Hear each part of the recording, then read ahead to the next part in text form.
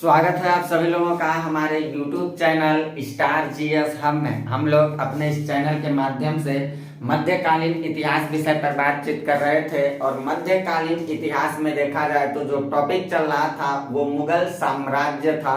मुगल साम्राज्य में हमने इसके पहले जो आपसे बातचीत किया था क्लास में वो अकबर से संबंधित था। पहला वीडियो मैंने अकबर का दिया था जिसमें उसके जीवन परिचय से संबंधित और उसकी उपलब्धि उसके प्रारंभिक सुधार और साथ ही साथ पानीपत के द्वितीय युद्ध को देखा था। दूसरी क्लास जो लेकर के मैंने आया था उसमें मैंने अकबर के साम्राज्य विस्तार, उसके शासन के दौरान हुए विद्रोह और अकबर की धार्मिक नीतियों पे बातचीत किया था। साथ ही साथ हल्दी घाटी युद्ध पे भी हम लोगों ने बातचीत किया था।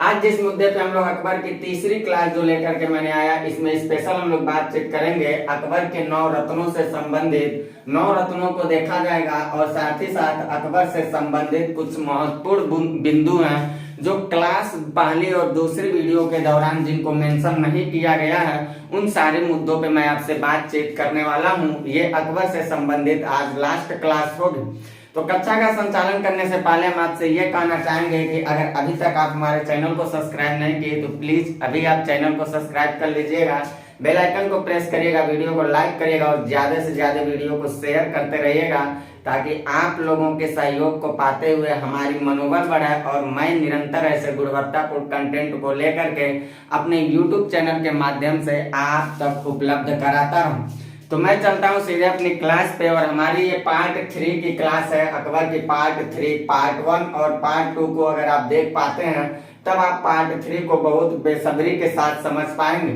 इस पार्ट 3 का जो मैंने पहले जिस पे हम बातचीत करेंगे अकबर के दरबार में उपस्थित 9 रत्न। इन 9 रत्नों में सबसे पहला जो रत्न आते हैं वो रत्न आता है बीरबल। बीरबल के से संबंधित अगर मुद्दों पे देखा जाए तो बीरबल जो था अकबर के 9 रत्नों में माना जाता है कि सबसे ज्यादा योग्य 9 रत्न के रूप में माना जाता है और इसका जन्म जो बताया जाता है 1528 के आसपास कालपी में हुआ था। एक ब्राह्मण परिवार से ये ताल्लुकात रखता था। बचपन का जो इसका नाम बताया जाता वो महेश दास था। इसको अकबर ने जो उपाधि दिया था कविराज और राजा की उपाधि से इसे संबोधित किया था। अकबर के द्वारा ये इसको उपाधि मिली थी। मृत्यु जो इसकी बताई जाती है 1586 के आसपास यूसुफ जाही जातियों का जब विद्रोह चल रहा था उसी विद्रोह के दौरान इसकी मृत्यु हो जाती है। दूसरा जो आता है 9 रत्नों में वो आता है अबुल फजल। 1560 के आसपास इसका जन्म हुआ था और ये जो अबुल फजल था ये अकबर का सलाहकारी सचिव के रूप में माना जाता है। इसके अलावा देखा जाए तो जो अकबर ने दीन इलाही धर्म को लेकर के आया था उसका मुख्य पुरोहित का कार्य जो किया था वो अबुल फजल किया था और अबुल फजल जो था वो अकबरनामा और आईने अकबरी जैसे ग्रंथों के रचना में इसका श्रेय दिखाई देता। 1602 के आसपास आगरा में बताया जाता है आगरा के आसपास इसकी हत्या कर दी जाती है और इसका देहावसान हो जाता है। तीसरा जो हम लोग देखेंगे वो टोडरमल को देखेंगे। सीतापुर में इसका जन्म बताया जाता है उत्तर प्रदेश के और कहा जाता है कि अकबर ने इसको राजा की उपाधि दिया था। 1589 तक जाते जाते इसकी मृत्यु हो जाती है। चौथा जो इसमें देखा जाएगा वो हकीम हुकाम आता है जो रसोई घर का प्रमुख था और 5वां जो था इससे संबंधित कोई बहुत ज्यादा चीज आपको जानना है फैजी था जो अकबर के राज कवि के रूप में दिखाई देता है।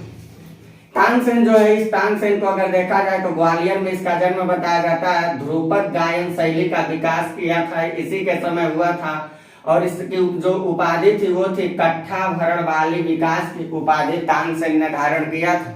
ये वही तानसेन है जिसके बारे में कहा जाता है कि जब तानसेन बजाता था तो बादल का गरजना, बारिश का होना जैसी घटनाएं घटित होती थी, शीशे के चटकने जैसी घटनाएं घटित होती थी। इसमें कोई बहुत बड़ी बात नहीं है। फिजिक्स को जब आप पढ़ेंगे तो वहां जब कोई भी 2 फ्रीक्वेंसी को इक्वल किया जाता है और 2 फ्रीक्वेंसी जब समान हो जाते हैं तो फ्रीक्वेंसी के समान फ्रीक्वेंसी जहां पुटअप करेंगे वहां एम्पलीट्यूड में वो कन्वर्ट होते हैं और कोई भी चीज अगर रहेगी तो चटक सकती है, टूट सकती है। तो तानसेन के गाने में या उसके साउंड के द्वारा दिया गया जो फ्रीक्वेंसी था वो शीशे के फ्रीक्वेंसी के बराबर उसने फ्रीक्वेंसी को पैदा करके शीशे में एम्पलीट्यूड को पैदा करने की ताकत रखता था परिणाम स्वरूप शीशा चटक जाएगा। ये कोई बहुत बड़ी बात नहीं, बल्कि ये कहा जा सकता है कि इसकी गुणवत्ता में बहुत ज्यादा बखान के योग्य इसकी गुणवत्ता देखी जा सकती है। इसके द्वारा रचित चीजों को देखा जाए, इसकी कृतियां क्या है, तो मियाँ की टोड़ी, मियाँ की मल्लर, मियाँ की सारंग और दरबारी कान्हाड़ा जैसे कई ग्रंथों की इसने रचना किया था। इसके बाद मान सिंह को देखा जाए तो ये मान सिंह जो है ये एक तरह से देखा जाए तो भारतीय संस्कृति और भारतीय परंपरा से जुड़े हुए राजपूताना खानदान से आने वाला एक मक्कार राजपूत के रूप में इसको देखा जाएगा। अकबर की अधीनता को इसने स्वीकार कर लिया था। हल्दी घाटी के युद्ध में भी हम लोगों ने देखा था कि हल्दी घाटी के युद्ध में महाराणा प्रताप के समक्ष यही मान सिंह था जो अकबर के नेतृत्व में चला गया था। कल की क्लास में मैंने बताया था। तो ये एक तरह से मक्कार राजपूत के रूप में भारत में दिखाई देता। इसके सुझाव पे ही अकबर जो था वो जजिया कर को समाप्त जो अकबर किया था वो मान सिंह के ही सुझाव पे किया था। अब्दुल रहीम खान खाना जो था ये तुजु के बाबरी का फारसी अनुवाद करने वाला जो था वो अब्दुल रहीम खान खाना था। तुजु के बाबरी जो तुर्की भाषा में लिखा गया था, ये तुजु के बाबरी, इस तुजु के ए बाबरी का फारसी भाषा में, ये बाबर की आत्मकथा थी तुजु के बाबरी तुर्की भाषा का, इसको फारसी में अनुवाद किया है और बाबरनामा के नाम से वो जाना जाता है। इसकी जो अकबर ने उपाधि दिया था वो खान खाना की उपाधि से इसको संबोधित किया गया था। एक इसके दरबार में आता है नवरत्नों में मुल्ला दो प्याजा करके, इसको खाना के साथ दो प्याज बहुत ज्यादा अधिक सर्वश्रेष्ठ माना जाता था, ज्यादा दिया जाता था, तो दो प्याजा की उपाधि इसको दे दिया गया और हुमायूं के साथ ये भारत में आया था।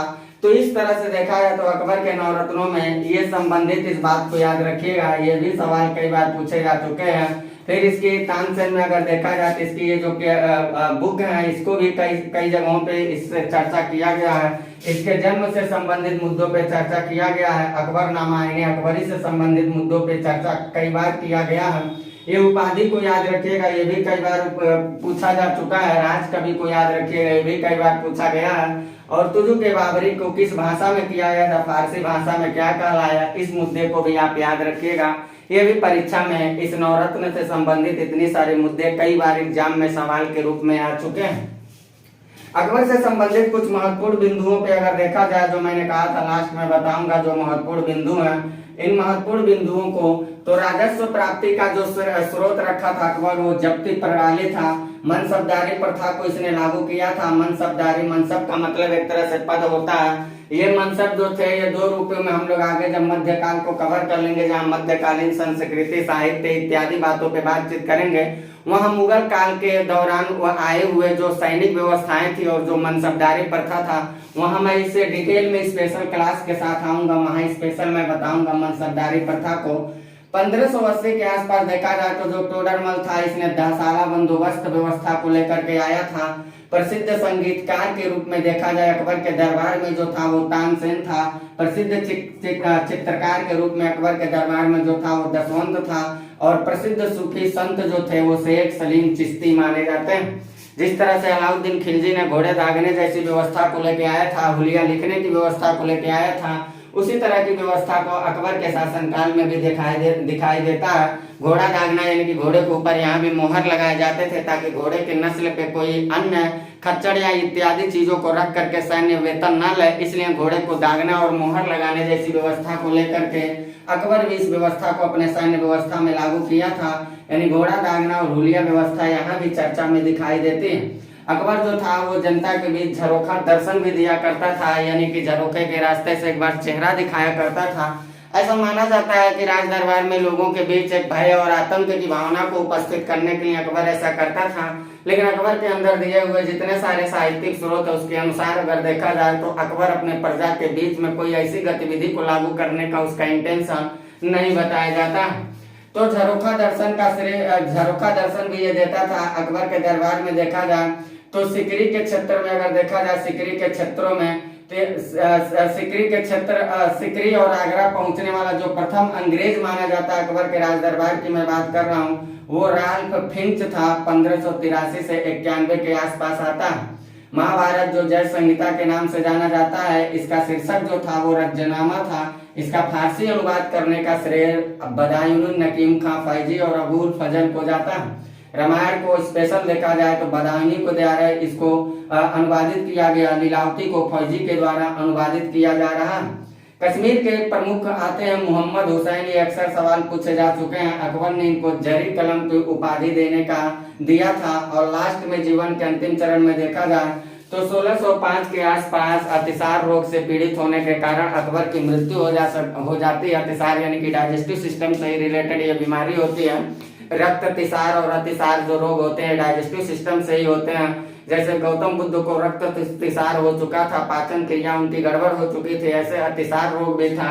और अतिसार रोग से पीड़ित हो जाने के कारण इसकी मृत्यु हो जाती है और सिकंदरा में जाकर के इसका मकबरा बना दिया जाता है। इतनी सारी बातों को आप पेस्ट कर लीजिए। इतनी सारी बातों को चाहें तो आप तीसरी पार्ट की क्लास जो मैंने देने के लिए कहा था, ये अकबर से रिलेटेड इतनी सारी मुद्दों को आप पेस्ट कर लीजिए। अकबर की मैंने आपको कंप्लीट वीडियो दिया है। बाकी अकबर के द्वारा क्या क्या बनवाया गया है, जितने सारे बनाए गए इसके द्वारा भवन महल जो कुछ भी थे, वो सारा मैं आगे अभी स्थापत्य पढ़ाऊंगा। मुगल कालीन स्थापत्य वहाँ सारे इसके द्वारा बनाए गए भवनों पे भी मैं बातचीत करूंगा। बाबर से लेकर के औरंगजेब तक के जितने सारे आएंगे ग्रंथ आएंगे, जितने सारे भवन आएंगे, उनके लिए मैं स्पेशल एक क्लास लेके आऊंगा। वहां पे स्पेशल सारे मुद्दों पे मैं बातचीत करने वाला हूं, ताकि वो एक पास सारी चीजें रहेंगी तो वहां से आप देख करके बहुत आसानी से वहां से चीजों को आप याद कर सकते हैं। जैसे अकबर का आ जाएगा आगरा का लाल किला का श्रेय, दिल्ली के लाल किला तो आ जाएगा, आगरा के लाल किला का श्रेय तो अकबर को ही जाएगा।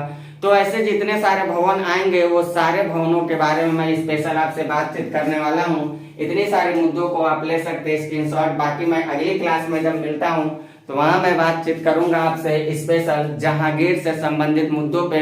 और टॉपिक को कवर करने के बाद पूरा मुगल कालीन होलसेल एक जगह मैं ग्रंथ लेकर के आऊंगा। एक जगह स्थापत्य के दृष्टि से देखा जाए तो किसने क्या बनवाया उस पर बातचीत करूंगा।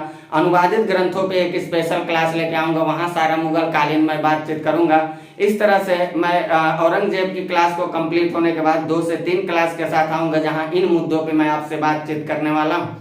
इतनी सारी बातों को आप नोटबुक बनाते हुए चलिएगा। साथ ही साथ चैनल को आप ज्यादा से ज्यादा शेयर करते रहिएगा। सब्सक्राइब न किए हो तो सब्सक्राइब करके बेल आइकन को प्रेस करते चलिएगा।